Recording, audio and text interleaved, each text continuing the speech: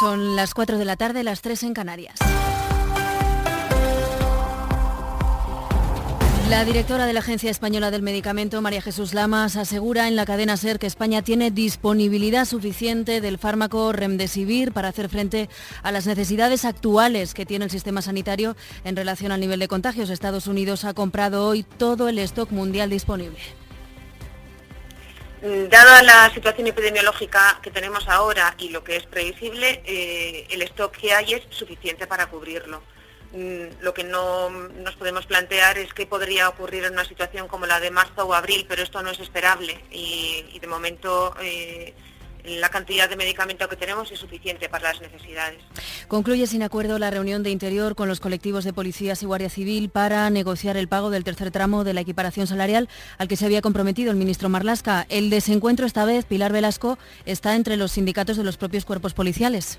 Sí, tras 5 horas de reunión en el marco de la Comisión de Seguimiento no ha habido acuerdo para abonar los 247 millones de euros del tercer y último tramo. Interior se comprometió, coincidiendo con el cese de Pérez de los Cobos, a hacer efectivo el pago que completaría los 807 millones del acuerdo. Pero han sido los representantes de la policía quienes se oponen al porcentaje del reparto que le correspondería a la Guardia Civil. En la etapa del anterior ministro, Juan Ignacio Zoido, se fijó en un 59% para el Instituto Armado y el 41% para la policía, una diferencia basada en la desigualdad histórica entre ambos cuerpos. Para que consigan ponerse de acuerdo, Interior les ha emplazado a una nueva reunión la próxima semana.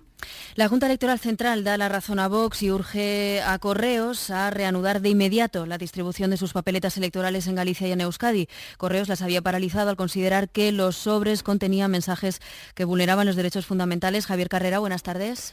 ¿Qué tal? Buenas tardes. Sí, ciñéndose a la consulta sobre la que la Junta señala que Correos no identifica la específica vulneración de alguno de esos derechos, el organismo electoral considera que no procede paralizar la distribución de propaganda de la ultraderecha, al no apreciar que los mensajes incurran en una vulneración de ese tipo. Los sobres enviados por Vox reproducen consignas contra el resto de formaciones en Galicia y Euskadi. Del BNG, por ejemplo, dice que invitaron a un grupo terrorista a un mitin o que en el País Vasco se proporciona ideología de género a los futuros maestros. Correos mantenía retenidos los envíos a la espera de la decisión de la Junta. El Consejo Fiscal de la Comisión Europea propone 2021 como fecha para revisar la política fiscal comunitaria.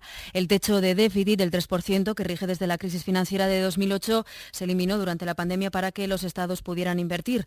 Ahora Bruselas tiene que decidir qué hará en el futuro. Griselda Pastor, buenas tardes. Buenas tardes. Hay que fijar una cláusula de revisión a la decisión de eliminar el techo del 3% de déficit para que los gobiernos puedan invertir. Esta es la demanda que presenta el Consejo Fiscal, un organismo asesor de la Comisión Europea que ha presentado hoy sus conclusiones sobre el impacto de la pandemia. Insisten los expertos en que es imprescindible que los gobiernos inviertan, en que es imprescindible que haya un acuerdo europeo para ayudarlos, porque dicen que el Banco Central se está cargando con demasiado peso para buscar alternativas a la crisis, pero añaden que el gran problema es determinar cómo se va a gastar el dinero y qué coordinación se va a realizar entre los planes nacionales y las ayudas europeas. Pedro Sánchez asegura que el Gobierno está en contacto con Airbus para tratar de mantener los empleos en España. La compañía ha anunciado un plan de reestructuración que prevé la supresión de 15.000 puestos de trabajo, 900 de ellos en nuestro país. Sin duda alguna, España es uno de los países fundadores de Airbus, de esta compañía. Lamentamos mucho la pérdida de esos empleos y evidentemente estamos trabajando ya no solamente internamente en el Gobierno, sino también con Airbus para ver de qué manera podemos crear líneas de trabajo conjuntas para sostener el empleo de Airbus en España y sin duda alguna también para que permanezca esta importante industria aeronáutica en nuestro país. A partir del viernes vuelven a abrir los bares de copas y las discotecas en Madrid, aunque con un aforo del 40%. Dice el Gobierno regional que la situación de la pandemia lo permite. Javier Bañuelos, buenas tardes. ¿Qué tal? Buenas tardes. Sí, la presión y el enfado de los empresarios del ocio nocturno madrileño, que habían amenazado incluso con protestas, ha surtido efecto. El gobierno de Isabel Díaz Ayuso modula su miedo. Hace semanas frenaron su apertura por temor a que las discotecas fuesen un foco de rebrotes, pero ahora la situación ha cambiado, por eso la Comunidad de Madrid permitirá su reapertura, eso sí, con limitaciones, como apuntaba el portavoz Ignacio Aguado. Con una limitación del aforo del 40%, sin poder usar, eso sí, las pistas de baile por razones obvias. Las discotecas y los bares de copas podrán abrir ya desde la madrugada del jueves al viernes en Madrid. Sin embargo, ese criterio sanitario no se ha seguido para las fiestas populares.